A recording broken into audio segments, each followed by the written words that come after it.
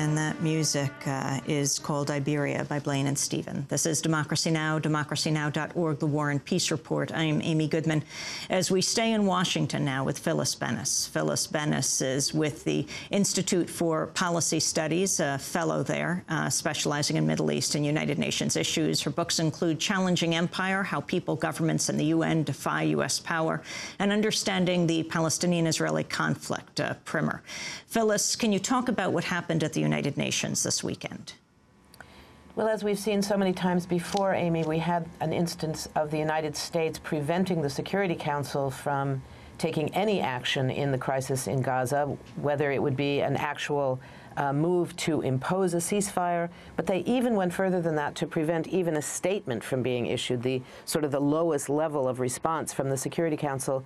The UN diplomats essentially said exactly what Condoleezza Rice said 2 years ago at the time of the Israeli attack on Lebanon, when she went before the Council and said, we don't want a ceasefire yet, essentially telling the world there's not enough dead people yet. We want more dead people before we will call for a ceasefire.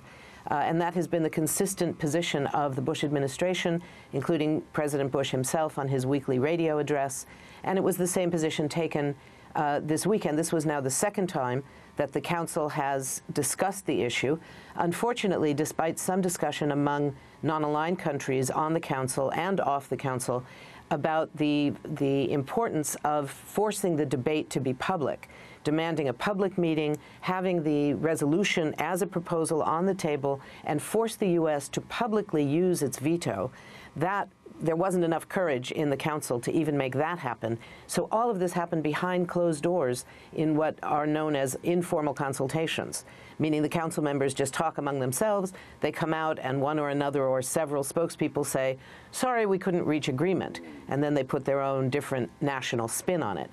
This is the moment when I think we're going to see a much more likely response from the General Assembly, which is, of course, a much more representative part of the UN, much more democratic. There is no veto. And the president of the General Assembly, Father Miguel de Soto, the former foreign minister of Nicaragua, has been very strong in his statements that the failure of the Security Council is a systemic problem at the United Nations, and that in the face of that failure, with a crisis like what's going on in Gaza, there is an absolute need for the General Assembly to act. And I expect in the next several days we will see action from the General Assembly.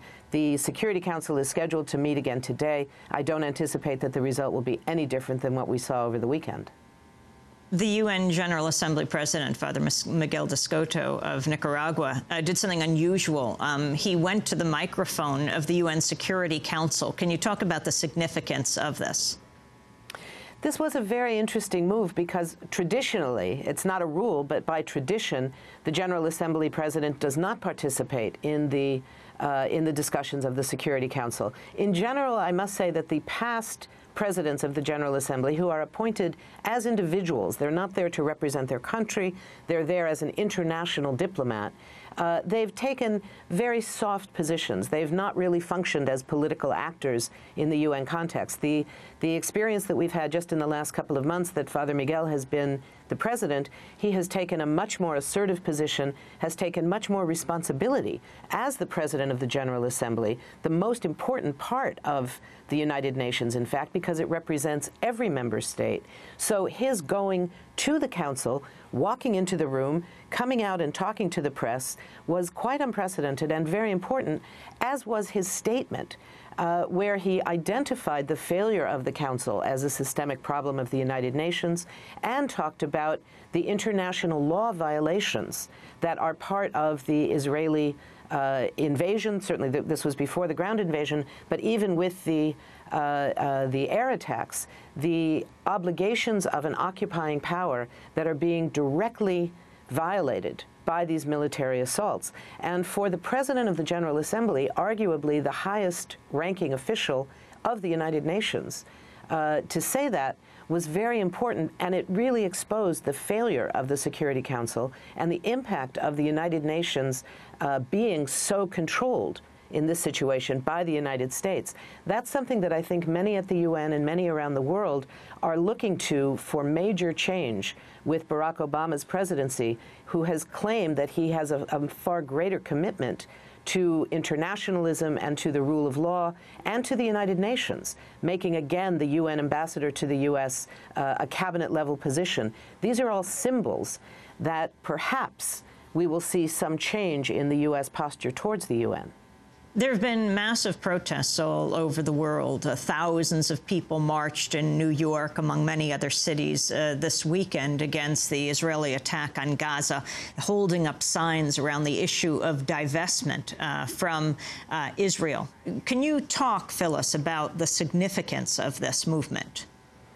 Well, you know, this has been an extraordinary movement because we've seen both the rise of an existing movement, which globally has been calling for some years now for a policy known as BDS, Boycott, Divestment, and Sanctions, as a way of bringing nonviolent economic pressure on Israel to enforce international law. That's now been joined by a huge number of people who had not been engaged in this issue before, but were so outraged by what they saw on television of the civilian consequences of this horrific Israeli attack. And we're now seeing that being talked about in the same way by some at the United Nations. It raises the possibility that what we might see is a parallel to the movement that grew in the months and the year or so in the run-up to the U.S. invasion of Iraq, where you had the United Nations on the same side as this global civil society movement.